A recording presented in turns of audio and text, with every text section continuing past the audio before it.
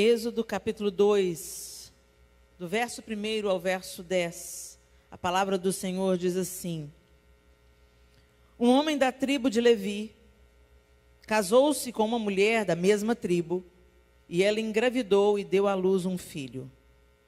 Vendo que era bonito, ela o escondeu por 3 meses. Quando já não podia mais escondê-lo, pegou um cesto feito de junco e o vedou com piche e betume. Colocou nele o menino e deixou o cesto entre os juncos à margem do Nilo. A irmã do menino ficou observando de longe para ver o que lhe aconteceria. A filha de Faraó descera ao Nilo para tomar banho. Enquanto isso, as suas servas andavam pela margem do rio. Nisso viu o cesto entre os juncos e mandou sua criada apanhá-lo. Ao abri-lo, viu um bebê chorando. Ficou com pena dele e disse: Este menino é dos hebreus. Então a irmã do menino aproximou-se e perguntou à filha de Faraó: A senhora quer que eu vá chamar uma mulher dos hebreus para amamentar e criar o menino? Quero, respondeu ela. E a moça foi chamar a mãe do menino. Então a filha do Faraó disse à mulher: Leve este menino e amamente-o para mim, e eu pagarei você por isso. A mulher levou o menino e o amamentou. Tendo o menino crescido, ela o levou à filha de Faraó, que o adotou e lhe deu o nome de Moisés, dizendo: Porque eu o tirei das águas. No capítulo 6 de Êxodo, nós descobrimos o nome dessa mãe, Joquebede. E Joquebede significa o Senhor é a glória. Esse é o significado de Joquebede. É impossível a gente não se lembrar desse significado, o Senhor é a glória, e não nos lembrarmos de Cristo em vós, a esperança da glória. E é tão interessante quando a gente lê essa história, e talvez você já tenha lido essa história muitas vezes. E você pensa: uau, Deus usou a Joquebede, a mãe de Moisés, para proteger Moisés do extermínio. Agora volta uma página e vai para Êxodo capítulo 1.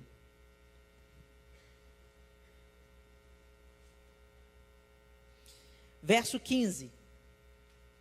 O rei do Egito ordenou às parteiras dos hebreus, que se chamavam Sifrá e Puá: Quando vocês ajudarem as hebreias a dar à luz, verifiquem se é menino. Se for, matem-no. Se for menina, deixem-na viver. Todavia as parteiras temeram a Deus e não obedeceram às ordens do rei do Egito. Deixaram viver os meninos. Então o rei do Egito convocou as parteiras e lhes perguntou: Por que vocês fizeram isso? Por que deixaram viver os meninos? Responderam as parteiras ao Faraó: As mulheres hebreias não são como as egípcias. São cheias de vigor e dão à luz antes de chegarem as parteiras. Deus foi bondoso com as parteiras, e o povo ia se tornando ainda mais numeroso, cada vez mais forte. Visto que as parteiras temeram a Deus, ele concedeu-lhes que tivessem suas próprias famílias. Por isso, o Faraó ordenou a todo o seu povo: lancem ao Nilo todo menino recém-nascido, mas deixem viver as meninas. E aí, logo se segue a ilustração de Joquebede. Perceba comigo de como, quando mulheres se posicionam de acordo com a vontade de Deus, muitas e muitas vidas são poupadas. Isso começa dentro da nossa própria casa. Quando nós nos posicionamos como guardiãs do lar, como a história na nossa casa é diferente. Quando você vai numa prisão, numa instituição de detenção, e você conversa um pouco, tanto com homens e com mulheres, que cometeram alguma infração, algum crime e estão presos. É reincidente um pai abusivo, uma mãe negligente, uma mãe ausente, a ausência de pai e mãe. Como uma vida de desordem começa com a falta da estrutura familiar, com a falta da ternura no próprio lar, com a falta do comprometimento com os seus devidos papéis. Gente, eu não tenho nada contra mulher trabalhar fora, mulher estudar e se preparar e se tornar... O maior orgulho que eu tenho quando eu entro numa aeronave e sei que a mulher o piloto é mulher. Eu fico toda, uau, essa mulherada é maravilhosa, né? É lindo a gente ver a mulher conquistando lugares nunca antes sonhados. Mas o problema é que a gente levou o coração para a carreira e deixou os restos dentro de casa. Os restos da paciência, os restos da gentileza, o resto da solidariedade. A gente dá o melhor para o trabalho, a gente se dá para a carreira, a gente se esforça, a gente estuda, trabalha, estuda, a gente vai, se supera. Conquistamos cargos elevadíssimos. Aqueles que estão acima de nós em posição de liderança fazem uma solicitação, imediatamente nós atendemos. E quando exaustas, chegamos em casa e o filho fala: mãe, vamos brincar de Lego? Estou cansada, filho. Quando o marido fala: ô meu bem, frita um ovo aí para mim. Está pensando o quê? Está pensando o quê, meu filho? Trabalhei igual você, estou cansada também.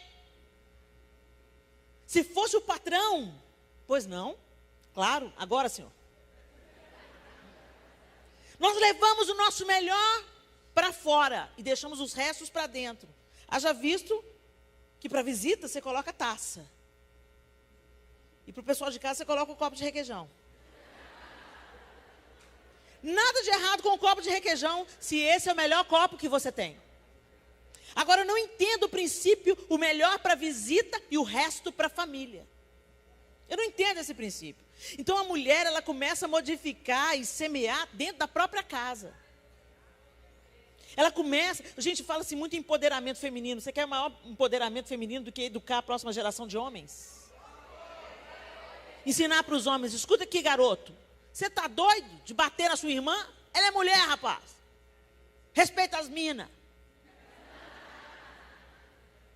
Outro dia meu filho estava dirigindo, aí uma mulher fez uma barbeiragem no trânsito. Aí eu falei: ei, olha lá, é mulher. O que que é? Você é filho de chocadeira? Ele: não, mãe, mas ela fez. Pois, se fosse um homem fazendo, você não falaria: ah lá, é homem. Você faz xixi sentado, meu filho? Olhou para mim com a cara estranha. Não. Você usa maquiagem para ir no casamento? Não. Salto longo. Mãe, onde a senhora quer chegar? O que eu quero chegar é o seguinte: homens são homens, dirigem como homens. Nós somos mulheres, dirigimos como mulheres. Se eu não faço nada igual a um homem, por que na hora de dirigir eu tenho que ser um homem? Agora, alguma coisa certa a gente deve fazer, inclusive porque o nosso seguro é mais barato. E ele virou para mim e falou assim: tá aí, mãe, nunca pensei nisso. Mulher dirige como mulher. Mulher é mais cautelosa. Mulher... Agora, também tem que respeitar a individualidade. Tem mulheres que foram estimuladas desde cedo a serem mais desbravadoras. Umas ficaram brincando de boneca, outras subiram no coqueiro. Tem diferença de temperamentos. E isso vai refletir na maneira como você faz as coisas. Respeita a individualidade, respeita o temperamento e respeita o gênero também. Ela é mulher e deve dirigir como uma mulher. Ela não tem que dirigir como um homem para ser considerada boa. E é isso que a gente tem abandonado, meninas. A mulher é da gentileza. A mulher é do acolhimento. A mulher é da generosidade. Você quer generosidade maior do que você cozinhar para alguém? Você não mata a sua fome. Você nutre o afeto. Você promove a reunião em torno da mesa, onde você discipula pessoas, amigos, amigas, mãe, pai, irmãos, filhos. A mulher é que apresenta ao filho a questão da solidariedade, da empatia. É do feminino. É natural da mulher.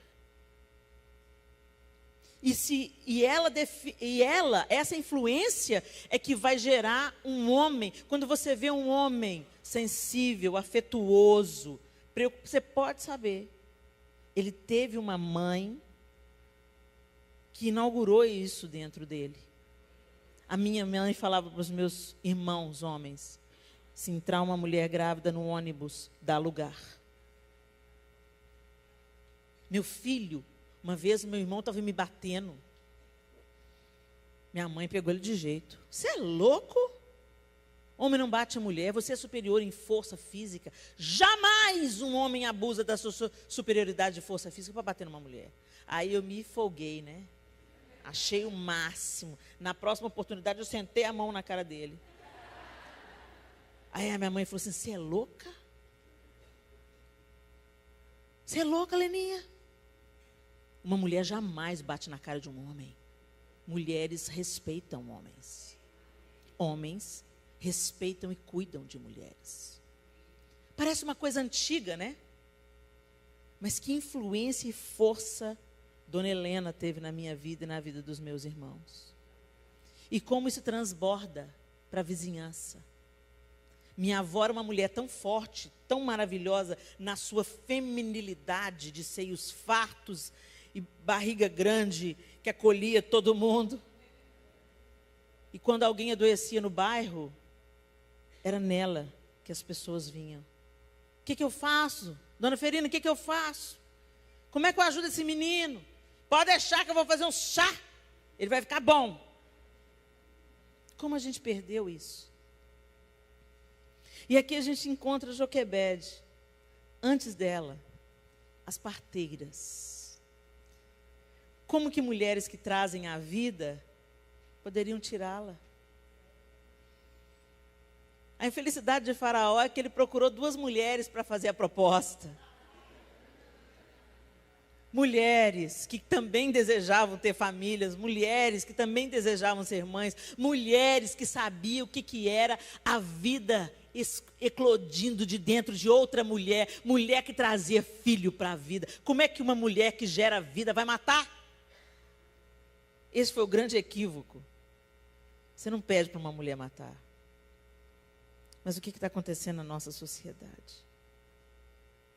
Onde nós nos desviamos tanto.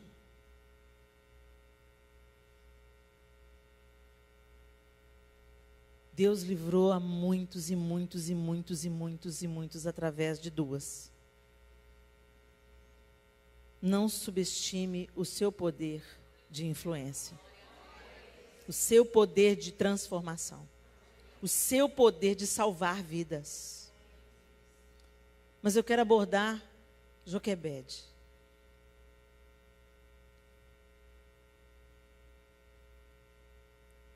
Joquebede olhou para Moisés. Como julgar o seu próprio filho no rio? E ela escondeu o menino.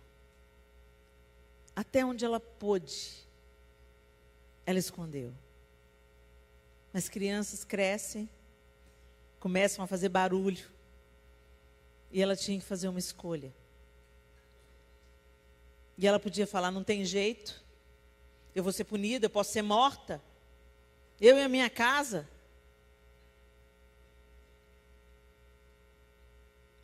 Mas ela construiu um cesto de junco. É interessante que o junco é aquela planta que cresce na umidade das margens do Nilo. E ela tece, então, o cesto feito de junco. E o texto diz que ela passa betume para a água não entrar. E ela entrega o filho aos cuidados de Deus.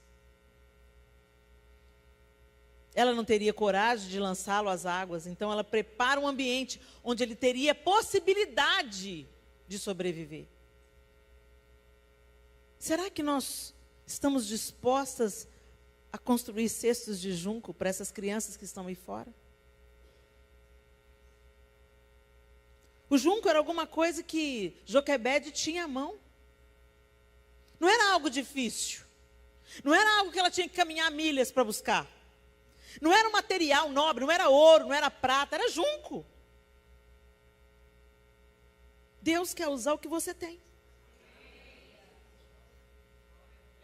Para de olhar para o que Deus está fazendo na vida da outra, como que Deus está usando a outra, como é que Deus está levantando a outra.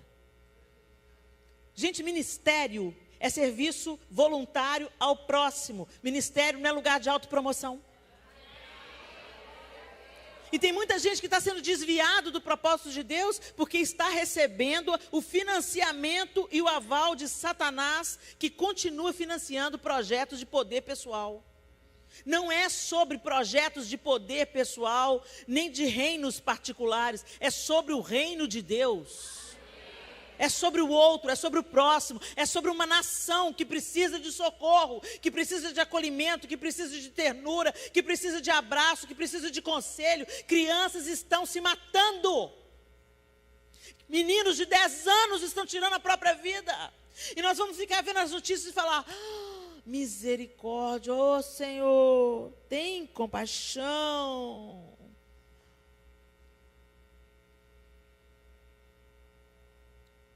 A palavra ação está dentro da palavra oração. Orar é agir. E agir orando. Orando, agindo. Certamente Joquebede confiou em Deus quando ela pôs aquele cesto na água. Mas ela fez alguma coisa. Ela pegou o junco, ela cortou o junco, ela teceu o junco.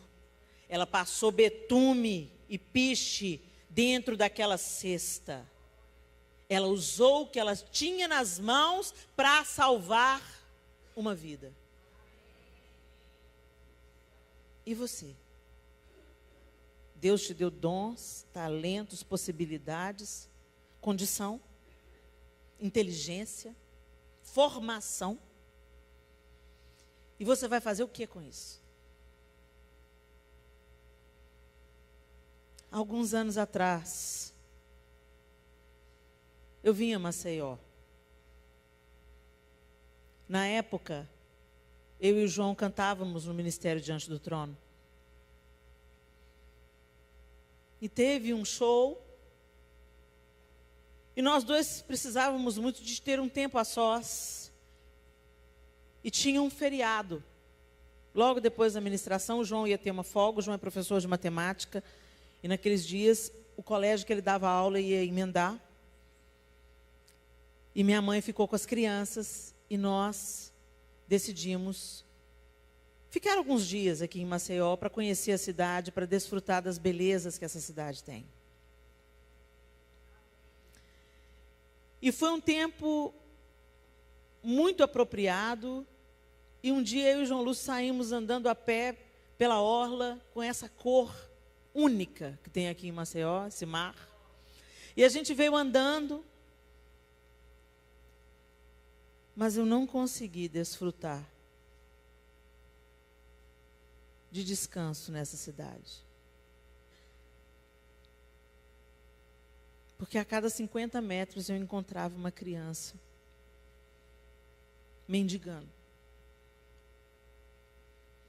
Eu nunca vou esquecer de estar sentada numa cadeira na praia e uma mãozinha afagou o meu braço. Eu levei um susto. E quando eu olhei, aquela criança não tinha mais de 3 anos de idade. Não tinha. E eu olhei para ele, para aquele menininho e falei: ei! Ele, ei! E fez assim com a mãozinha. Eu falei: eu não tenho. E eu não tinha mesmo. Deixei a carteira no hotel, a gente veio andando, só passeando. E ele olhou para mim, o rostinho todo sujo. Parecia uma foligem de carvão, assim.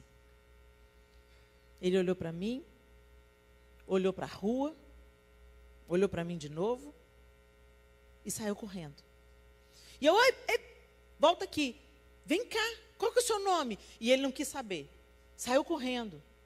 E aquele menino, que na minha concepção tinha 3 anos, entrou na avenida da Orla e atravessou.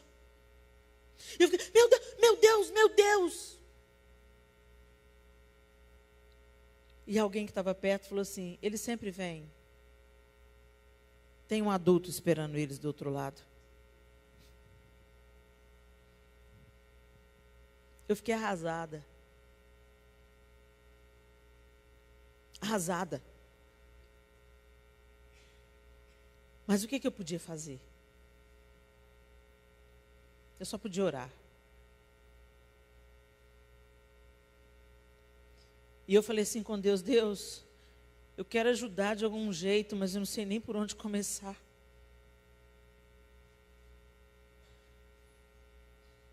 E aí o Senhor começou a abrir as portas.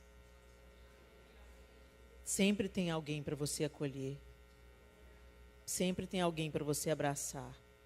Sempre tem alguém com quem você pode compartilhar. A gente não quer se comprometer. A gente vai até um certo ponto. Não! Se a gente cuida, a gente vai viciar o cidadão. Eu não estou falando de assistencialismo. Eu estou te falando de discipulado. Não é dar o pão só, não. É dar o afeto. É estar junto. É procurar ser um elemento de transformação naquela família. E aí você vai ter que descer. Descer. Descer. Descer. Descer. Descer. E se identificar. E tirar o salto bonitinho e a roupa bonitinha que a gente ama usar, a gente que é mulher, e calçar os tênis ou os chinelos de dedo e entrar em lugares que a gente não gostaria de entrar e se identificar com Cristo que a gente diz que carrega. Foi exatamente o que Ele fez por nós. Nós não somos dignos de ser chamados cristãos se a gente se trancafiar atrás do vidro do carro para não ser roubado. A gente tem que encarar, gente. É esse Brasil que está aí. E nós somos a igreja. Nós somos o corpo de Cristo. E será que nós estamos sendo as mãos, os pés, o peito, o colo? Será que a gente está compartilhando o que a gente tem, o que a gente recebeu? É lindo a gente estar aqui dentro. É uma igreja linda. Parabéns, pastora. É uma delícia a gente estar num ambiente limpo, não é? Mas a gente tem que desejar isso para todo mundo. Não é só para a gente, não. A gente tem que incluir o outro. E nós, mulheres, nós podemos fazer isso. Deus nos capacitou para isso. Uma só é tão poderosa, mas quando a gente se junta, a gente é invencível. 2 parteiras. 2. O texto cita 2. Que fizeram a diferença. Sabe-se Deus lá em quantos bebês que elas salvaram. Uma enfermeira na Segunda Grande Guerra. Uma enfermeira salvou centenas de crianças. Contrabandeando as crianças, até dentro de caixões. Convencendo os pais nos campos de concentração, me dá o seu filho para eu cuidar, para ele ter uma esperança de sobrevivência. E ela tirava os meninos dos campos e levava e inseria em famílias. Uma mulher. Minha linda, você está aí sendo intimidada por Satanás, sofrendo por churumelas, por coisas que não fazem a menor diferença. Deus te chamou para gerar vida, e não foi apenas com seu útero, não. Foi com seu coração. com seu afago, com seu envolvimento, com seu comprometimento. Amar a Deus é amar obedecendo. Aquele que tem os meus mandamentos e os obedece, esse é o que me ama. A gente pode cantar as canções mais lindas de louvor e adoração. Se a gente não faz nada pelo próximo, nós somos hipócritas. Se a gente não se envolve com o outro, a gente está mentindo para nós mesmas. Amar a Deus e obedecê-lo. E o que ele falou que a verdadeira religião é cuidar do órfão, da viúva e do necessitado. O órfão, a viúva, o necessitado. E à medida que a gente cuida do outro, gente, a gente pensa que a gente está fazendo grande coisa. Não, eles que fazem por nós. Nós é que ganhamos significado, propósito, nós somos renovados. A gente acorda para a vida. Para de sofrer por causa de umas ninharias que vão ficar tudo aí, ó. Você morre, vai ficar tudo aí. A gente faz planos de grandeza e tem um guarda-roupa todo chique e não sei quantos pares de sapato. Cabe nada no seu caixão. Nem a roupa que você vai vestir você escolhe, a não ser que você seja muito doidona. E ninguém te garante que você vai vestir a roupa que você escolher, porque no final, quando você morre, você não toma decisões. Seus filhos, seus netos, seu marido é que vai tomar decisões. Então viva por algo maior do que você mesmo. Transborde isso que Deus fez por você. Transborde. Muitas crianças precisam. Tantas mulheres frustradas porque não pode gerar biologicamente. E eu não posso compreender o tamanho dessa dor. Não vou falar do que eu não sei. Deus me deu a graça de ter 4 filhos. Mas eu sei o seguinte: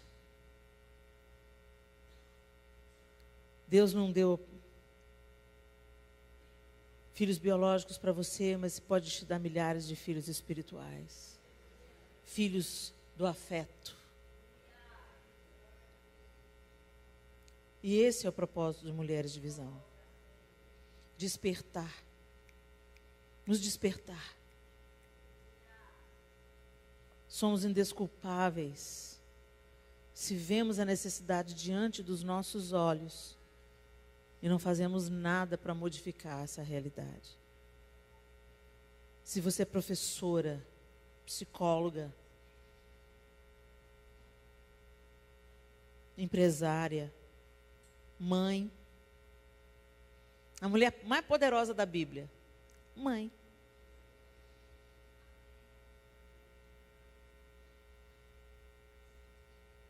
Nós podemos transformar o nosso ambiente. Como dentistas, como médicas, como profissionais liberais, nós podemos fazer diferença. Como donas de casa, nós podemos fazer diferença. Como estudantes, nós podemos fazer diferença. Nós podemos fazer diferença. Ah, Helena, mas eu sou tão pequeno. Moisés era gago. José era o menor da sua casa, desprezado pelos irmãos. Davi não foi nem lembrado pelo seu próprio pai. Deus é especialista em usar coisas que não são, para reduzir a nada as que são. Ele continua sendo o mesmo, ele continua usando o pequeno, o exemplo da viúva e das 2 moedinhas. Ele continua usando aqueles que não são nada. Eu não consegui concluir o meu curso superior. Eu não sou graduado em coisa nenhuma.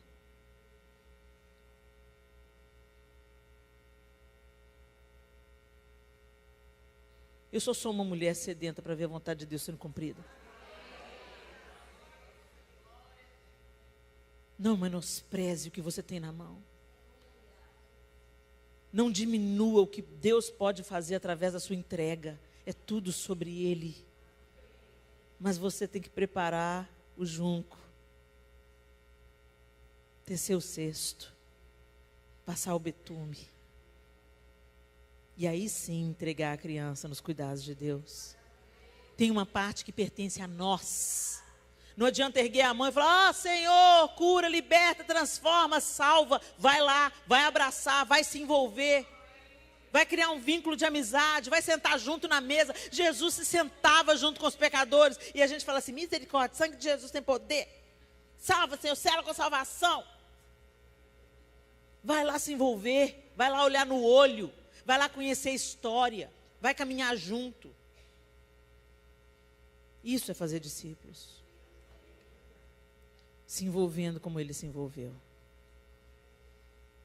Eu queria que por um breve momento você fechasse os seus olhos.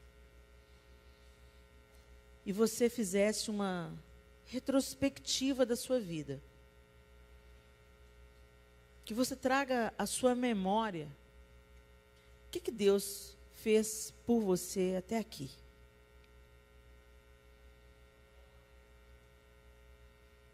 Do que Ele te livrou? Que portas Ele abriu? Que portas Ele fechou?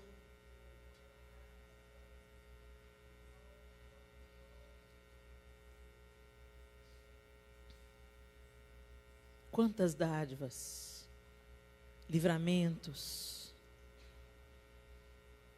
força na hora da adversidade. Quantas pessoas Ele mandou para te preparar, para te treinar, para te capacitar, para te amparar, ou só para te dar um abraço num dia difícil.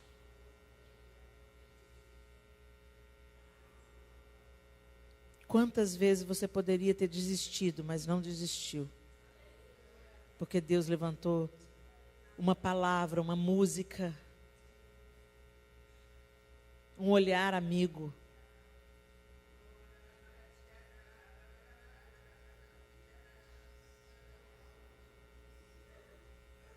Você recebeu tanto capacitação, inteligência, fluidez. Deus te prosperou financeiramente, ou Deus tem sustentado você cada dia da sua vida. Tem te faltado nada.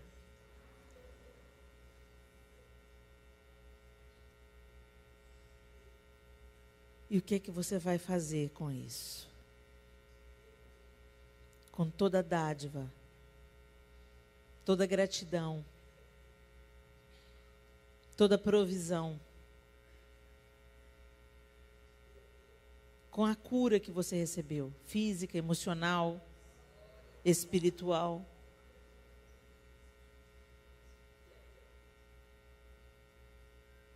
Não é sobre nós. Como diz a canção, não é sobre nós e nem sobre aquilo que podemos fazer, é tudo sobre Ele.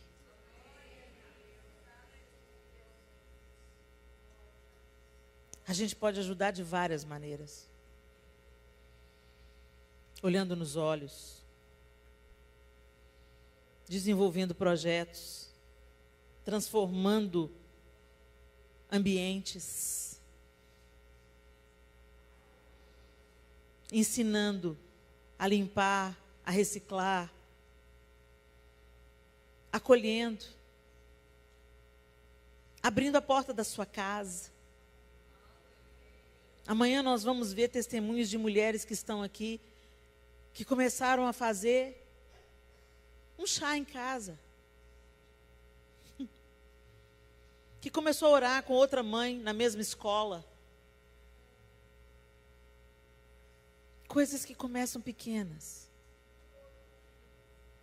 mas que se tornam armas poderosas na mão de um Deus poderoso.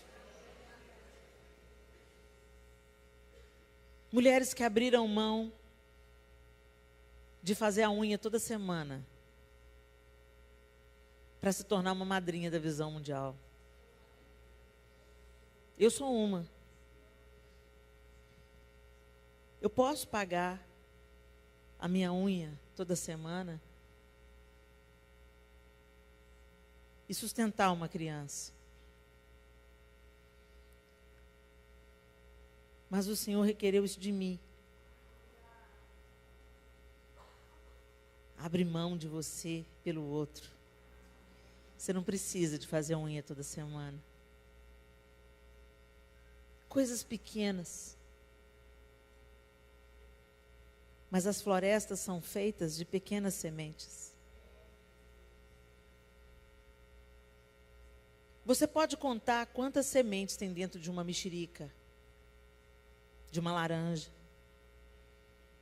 Mas você jamais vai poder contar quantas laranjas tem dentro de uma semente. Então não menospreze aquilo que Deus te entregou. E comece a usar isso para a glória do nome dEle. Comece a usar isso para levantar pessoas, para proteger a infância, para encorajar mães a não abrirem mão dos seus bebês. É muito fácil a gente falar com uma mulher, não aborta não. É muito fácil você falar com uma mulher, o aborto é pecado. Mas não basta, sabe, conversa não. Porque quem que põe comida na boca daquele bebê? Quem que ajuda ela com aquele bebê? A gente tem que se envolver. O pai não quer criar, não? Eu crio junto com você. Arregaça as mangas. Não toma uma decisão dessa, você está desesperada. Você não está sozinha. Tem eu, fulana, fulano e fulano. Nós vamos criar esse menino juntas. Isso envolve renúncia. Mas não foi isso que o Mestre fez por nós? O Senhor quer que a gente se envolva. Que a gente compre a briga do outro. Que a gente entre no lugar de necessidade. Cada uma de nós, Deus vai fazer uma coisa diferente.